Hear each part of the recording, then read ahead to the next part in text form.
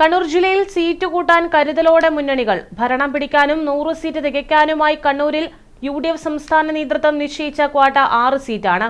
എന്നാൽ പേരാവൂർ അടക്കം പിടിച്ച് 10-ലെത്താനാണ് LDFന്റെ ശ്രമം. ഭരണം നിലനിർത്താനും പിടിച്ചെടുക്കാനുമുള്ള പോരാട്ടത്തിൽ കണ്ണൂരിലെ 11 നിയമസഭാ സീറ്റുകളും നിർണായകം. തുടർഭരണത്തിന് കഴിഞ്ഞ തവണത്തെ 9 സീറ്റുകളെങ്കിലും LDFന് നിലനിർത്തേണ്ടതുണ്ട്. LDFനേക്കാൾ നിർണായകമാണ് UDFന്.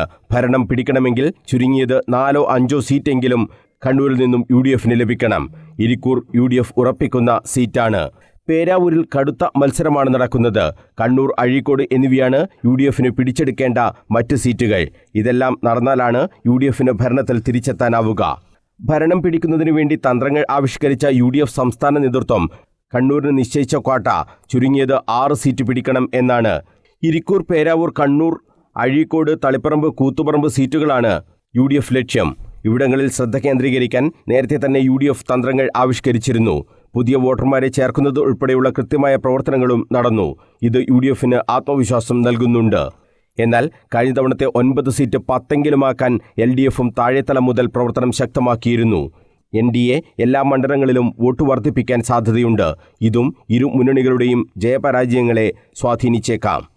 News bureau, Kannur.